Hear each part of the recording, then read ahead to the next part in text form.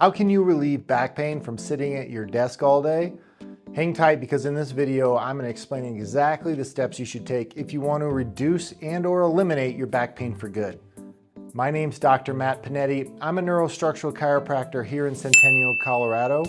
We're not your traditional chiropractic office, but there's a lot of popping and cracking where it's focused around short-term pain relief.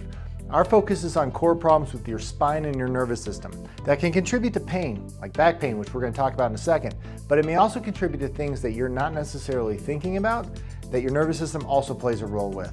So today we're going to talk about why you're getting back pain regularly while you're sitting at your desk, and what you should be doing or not doing to help reduce that pain. Most people, when they get back pain, they do a couple different things. One, they'll reach for some sort of an over-the-counter medication to help superficially get rid of that symptom. What you're doing there is you're not actually fixing anything, you're just sloughing off the superficial layer. You're numbing the pain. It's kind of like if you had a warning light on your car that said check engine and you took a piece of tape and covered it up. The light's still there, it's on, you just can't see it.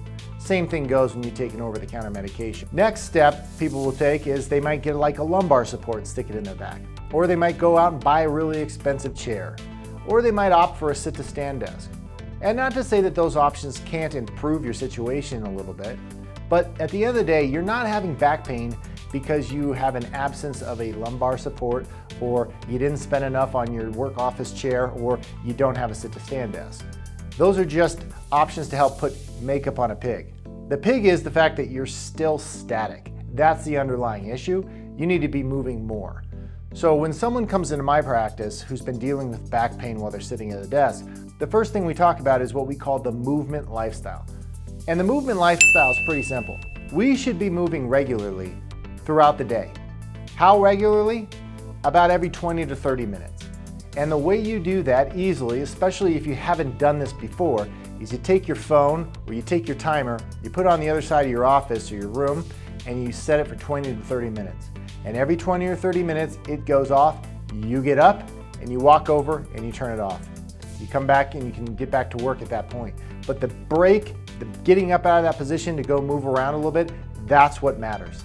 If you stay seated for longer periods of time, tissues are going to adhere together and get stuck. And when they get stuck, they get tight, they get angry, and you feel stiffness and pain. Do that for long enough, you're going to start to contribute to some really significant structural issues and probably some muscular and soft tissue imbalances too. The way to change it is to move.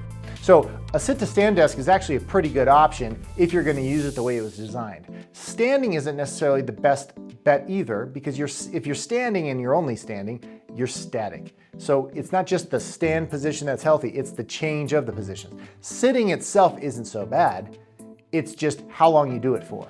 Breaking it up, going to a standing position for 20 or 30 minutes, and sitting back down for 20, 30, standing, sitting, that's how you start to improve function in your lower back.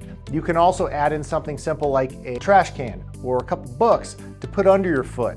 When you do that, you change the position of your hip ever so slightly, but that change is what alters the muscle configuration, and it starts to break up and unlock some of those adhesions that are developing from just sitting in the same position. Now let's say you don't have a sit-to-stand desk. No problem, you're just going to repeat the 20 to 30 minute interval. But when you get up at 20 to 30 minutes, what I would encourage, other than just walking across the room to shut your phone off, is you take your body through some ranges of motion. The ranges of motion look pretty simple. It's for your lower back specifically, because that's the area where most of the adhesions are going to develop. The first one is what we call lateral bending. You bend to the right, you bend to the left. The further you go, the more motion you get. But this is a way that your vertebrae are actually supposed to flex. So you're just trying to get them the motion that they want. The more you sit and stay still, the more those joints start to adhere. So we're just trying to break them up. That's the first one. The second one is rotation. Your vertebrae are also meant to turn left and right. So left, right. And then lastly, your vertebrae are also supposed to flex and extend. So I like to hinge at my hips, and then I extend back. Hinge at my hips, extend back. Those are three great movements you can take your spine through to make sure it's getting the movement that the vertebrae need. The reason I suggest those exercises is because just walking around on its own generates about 15 degrees of hip movement, which is great, it's better than nothing, but it isn't all the motion that the hips are meant. for it, and it also doesn't get a lot of movement in your lower back. So I like to get the motion in the lower back the way I just described. And then I also like to do marching, where I'm getting high knees up towards my chest, which gets my hips into those positions that it doesn't normally get when I'm sitting for so long. Another thing that your hips can do, they can externally rotate, which looks like a figure 4. They can also internally rotate, which looks like the opposite. Your hips are kind of like a ball and socket, so they move all around. The more we use them, the better they're gonna work for us. And ultimately, the less pain we're gonna have. A lot of back pain actually isn't a back issue. It comes from a hip immobility or hips that aren't doing their job. So as we get more functional there by moving them more, naturally your back becomes better and we get a lot less back pain. So if you really want to improve your health and reduce the pain you're getting in your back when you're sitting at your desk, the best thing you can do is move more. And move specifically, the way I outlined in this video. If you have questions, by all means ask us. And if you're finding that you're still dealing with pain and discomfort in your spine after doing these exercises, there's potentially a core problem there that has been created from maybe months or years of sitting in that position.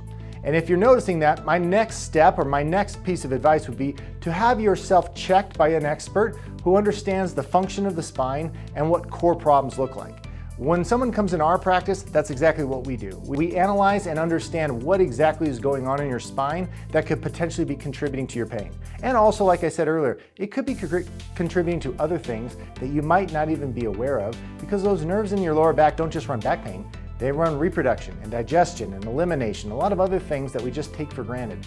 So if you're noticing that this is not just going away and isn't solved just by doing these exercises, that would be my next step. And if you'd like to come see us, all you need to do is go below the video, find the link where you can set up a free consultation with us at Prime Chiropractic, and we'll see you in the office. Otherwise, I hope this video serves you well, and good luck on implementing the action steps.